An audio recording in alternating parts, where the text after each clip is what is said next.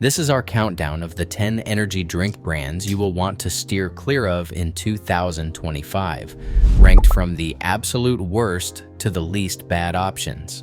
From caffeine-packed cans that nearly max out your daily limit to brands dragged into court over hidden ingredients and marketing to kids, each entry made this list for putting consumers at unexpected risk. So, which energy drink poses the highest danger, and why are even the healthier choices not as safe as they seem? Let's jump into the countdown, starting with number 10. Reign Total Body Fuel lands at number 10 for a reason. Each 16 ounce can deliver 300 milligrams of caffeine, nearly the entire daily limit for most adults in a single hit. The label warns it is not recommended for anyone under 18, for pregnant women, or for those sensitive to caffeine. Yet the branding, with names like Melon Mania and Inferno Punch, and slick gym-focused marketing, clearly targets a younger fitness-obsessed crowd. Online forums and Reddit threads are packed with stories from lifters and night shift workers who stack Reign with pre-workout or coffee, chasing that extra jolt. The result is heart palpitations, insomnia, and in some cases, emergency room visits. One user described their heart skipping like a broken record after a double dose. Cardiologists warn that hitting 300 milligrams at once can trigger arrhythmias, especially for those with underlying heart conditions. With the highest per can caffeine dose on this list and a culture that encourages stacking, Reign sets a dangerous baseline for what is considered normal energy in a can. Bang Energy's downfall started with a bold promise: super creatine, a supposed brain-boosting ingredient splashed across every can. But in federal court, that promise unraveled. A jury found that Bang's super creatine was not real creatine at all, and the claims misled millions of consumers. The verdict sent shockwaves through the industry, resulting in over $293 million in damages to Monster, later climbing above $311 million with legal fees. In 2025, an appeals court upheld the ruling, and parent company VPX filed for bankruptcy as the bills mounted, leaving store shelves emptier and fans stunned. Community forums turned Bang cans into cautionary relics. One gym regular wrote, "I felt my blood on fire after chugging Bang. Now I keep the last can as a reminder not to trust the hype." The case became a landmark for holding energy drink companies accountable, proving that flashy claims can come with a massive price tag when the science does not back them up. Prime Energy stormed onto the scene with bold flavors, a high-profile influencer push, and a can that looks more like a sports drink than a warning label. The numbers on the side say 200 milligrams of caffeine in just 12 ounces, a punch that rivals some of the strongest drinks on the market. But the real controversy is not just the caffeine. Prime's branding and social media campaigns zero in on young adults and teens, with viral challenges, celebrity endorsements, and YouTube stars at the center. That strategy has drawn fire from parents, teachers, and health officials, especially as reports surfaced of kids bringing Prime to school like it is a badge of honor. In 2024 and 2025, several school districts and even entire countries responded by restricting or banning sales of Prime to minors. Meanwhile, a class action lawsuit alleges independent lab tests found more caffeine in some cans than the label claimed, raising fresh questions about quality control and transparency. Online, stories pile up of jittery hands, racing hearts, and sleepless nights after just one can, especially when stacked with coffee or pre-workout. For a drink that markets itself as the next big thing in hydration and focus, Prime's real legacy may be the debate it has sparked about youth marketing and whether you can trust what is printed on the can. Celsius built its reputation on a promise of clean energy and fitness, but court records tell a different story. In 2024, the company agreed to a multi-million-dollar settlement after a class action accused it of misleading consumers. The issue was labeling. Celsius advertised its drinks as having no preservatives, yet every can contained citric acid, a common compound that plaintiffs argued acts as a preservative. Settlement documents forced Celsius to clarify its labeling and exposed a gap between the healthy image and the reality inside the can. Meanwhile, the brand's Live Fit line faced a separate class action over claims that the drinks could boost metabolism and accelerate weight loss. Plaintiffs said those promises sounded more like drug advertising than beverage marketing, and they pointed to a lack of scientific evidence behind the claims. Despite these legal battles, Celsius continues to enjoy a health halo, with gym-goers and wellness influencers touting it as a smarter choice. Nutrition experts caution that sleek branding and wellness buzzwords can mask the same legal risks and marketing overreach found in more notorious energy drinks, when a drink's reputation is built on being better for you. But the court record says otherwise. It is a reminder that a healthy appearance on the outside does not guarantee what is inside the can. Soft pastel cans line the shelves, promising a friendlier kind of energy. But inside every Alani Nu energy drink, there is a full 200 milligrams of caffeine, equal to some of the most aggressive gym-focused brands. The branding leans hard into wellness culture, yet the actual formula is anything but gentle. In California, Alani Nu's Super Greens powder, not their canned drinks, was cited in 2024 for lead content that exceeded Proposition 65 limits and lacked the required reproductive harm warning. That enforcement did not directly hit the energy drinks, but it rattled confidence in the brand's quality control. Then came a viral TikTok. A user cracks open an Alani Nu can and shows what looks like a dead rodent inside. The video spreads fast, racking up more than 1 million views. Alani Nu disputes the claim, but the damage is done. Suddenly, even loyal fans are questioning what is really inside the can. Wellness communities like Whole30 ban Alani Nu outright, calling its artificial sweeteners and additives a far cry from clean caffeine. The contrast between the soft branding and the hard questions about safety has left many consumers uneasy. For a drink that sells trust as much as energy, it only takes one scare to shake the whole foundation. Monster Energy's legal troubles stretch back more than a decade, but the wave of lawsuits cresting in 2024 and 2025 is unlike anything the brand has faced before. Plaintiff attorneys are recruiting families and survivors in wrongful death and injury cases, accusing Monster of failing to warn users about the real risk of heart complications tied to heavy consumption. The FDA's Adverse Event Database lists dozens of reports involving Monster, including claims of hospitalizations, non-fatal heart attacks, and several deaths now under renewed review. In one of the most publicized cases, the family of a 14-year-old who died after drinking 2 large cans in 24 hours settled their claim under a strict confidentiality order. Monster Energy's settlement history is sealed, but court records and attorney statements point to substantial payouts and a pattern of quietly resolving the most serious allegations. Online, the culture around Monster has grown notorious. Forum posts and Reddit threads are filled with stories of users pounding 3 or 4 cans a day, sometimes more, especially among teens, college students, and night shift workers.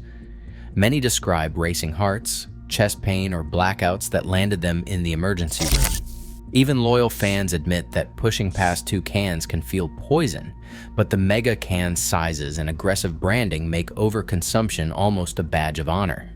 Doctors warn that stacking Monster with coffee, pre-workout, or other stimulants can push total caffeine far beyond safe limits, especially for adolescents and anyone with undiagnosed heart conditions. With new lawsuits still surfacing and the FDA closely watching, Monster Energy's position on this list reflects not just the dangers in a single can, but the risks built into the brand's consumption culture. Rockstar's place this high on the list comes down to what is inside the can and what happens to your body after you drink it. A 16-ounce Rockstar delivers 240 milligrams of caffeine, plus a staggering 63 grams of sugar. That is more than double the American Heart Association's recommended daily sugar limit for children, all in one serving.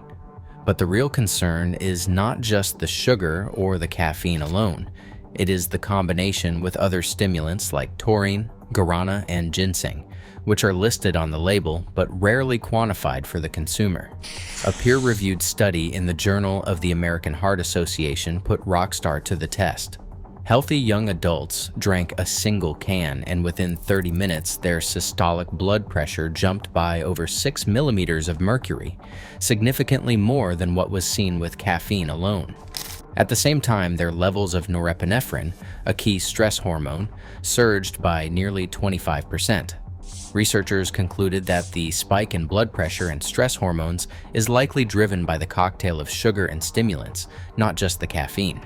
Dietitians warn that these acute effects may be especially risky for anyone with high blood pressure, heart conditions, or a family history of cardiovascular disease.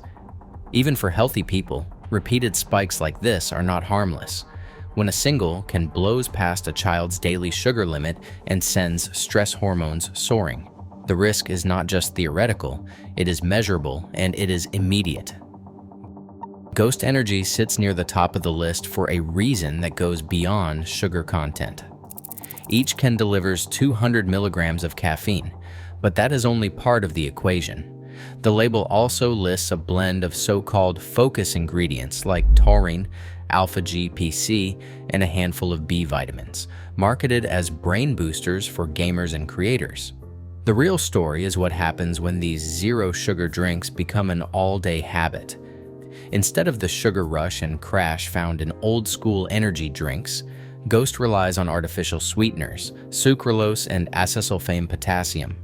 Regulators call them safe, but some dietitians and gut health researchers point to studies suggesting these additives may disrupt the microbiome or affect insulin response in sensitive people.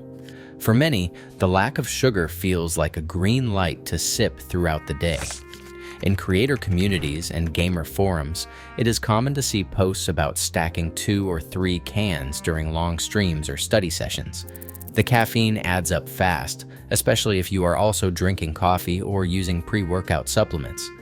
Dietitians warn that it is easy to overshoot safe daily limits without realizing it, since the buzz from artificial sweeteners and extra stimulants can mask how much you are actually consuming. Ghost's branding leans into the idea of a clean energy drink, but the reality is more complicated. Zero sugar does not mean zero risk. The combination of high caffeine, focus additives, and sweeteners creates a hidden danger, a steady cumulative load that can push anxiety, gut issues, and even heart symptoms for those who do not keep track. The real risk is not in a single can, it is in the culture of all-day sipping that these drinks quietly encourage. Red Bull's reputation as the mild energy drink rests on its 80 milligrams of caffeine per can, a dose that looks tame next to the mega cans on this list. But that low number is exactly what drives some of the riskiest patterns of use. Instead of stopping at 1, people often start stacking 2, 3, or more cans in a night, especially when Red Bull is mixed with alcohol. Peer-reviewed studies show that combining energy drinks like Red Bull with alcohol does not make anyone less impaired, but it does make people feel less drunk than they actually are. That illusion leads to riskier decisions, more drinking, and a higher chance of injury. Researchers have tracked increased heart rates and a greater risk of arrhythmias when energy drinks and alcohol are consumed together, effects that hit hardest in people with undiagnosed heart conditions or those who binge on multiple cans. Emergency room data from the past decade tells the same story. Nearly half of all energy drink-related emergency room visits involve alcohol, and Red Bull shows up in a staggering number of those cases. Tabloid headlines and court filings detail incidents where healthy young adults suffered cardiac events after stacking Red Bulls during parties or strenuous activity. Lawsuits like Terry versus Red Bull and Wade versus Red Bull allege sudden deaths linked to binges involving multiple cans, though causation is still debated. The biggest danger with Red Bull is not what is in a single can, it is the culture of stacking and mixing, fueled by marketing that paints it as a harmless pick-me-up. The numbers on the label may look small, but the risks compound quickly when cans and cocktails start to add up. Sugar-free, zero, and ultra lines from the big brands now dominate grocery store shelves, promising a lighter alternative with the same energy kick. These cans slash 40 to 60 grams of sugar compared to their full sugar siblings, a difference that matters for anyone worried about daily added sugar. Yet the caffeine content still lands between 140 and 200 milligrams per can, enough to keep most people wired, especially if combined with coffee or pre-workout. On Reddit and fitness forums, longtime fans call these versions the lesser evil. They are not healthy, just less damaging than the sugar bombs that came before. The real story is not about what is in the can, but how hardcore users have learned to minimize the fallout. Harm reduction threads are filled with practical strategies, cycling off energy drinks for a week or two and swapping in black coffee, tea, or yerba mate to reset tolerance. Some set a hard rule: never more than one can on a heavy day, and never stack with other stimulants.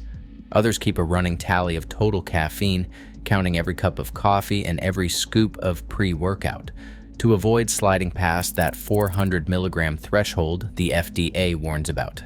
These tactics are not just talk.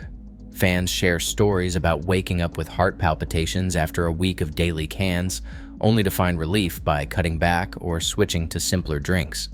Anxiety, insomnia, and jitteriness often fade once the cycle breaks. For some, the biggest upgrade is not a new flavor or brand.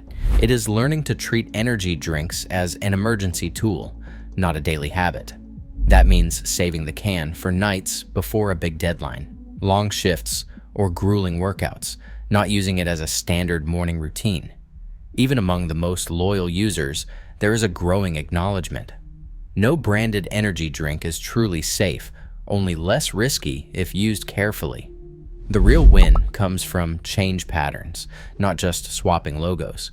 Sugar-free and zero lines may top the list for relative safety, but the best harm reduction comes from knowing your limits, sticking to one can on tough days, and remembering that sleep, food, and water do what no can ever will. Across all 10 brands, one pattern stands out. When marketing outpaces science and regulation, risk follows. Labels, lawsuits, and viral warnings show that even fitness or zero-sugar cans can hide dangerous doses and questionable claims. Energy drinks aren't just a choice, they're a gamble. The real upgrade isn't picking a better can, it's questioning why you need one at all. Stay sharp, stay skeptical,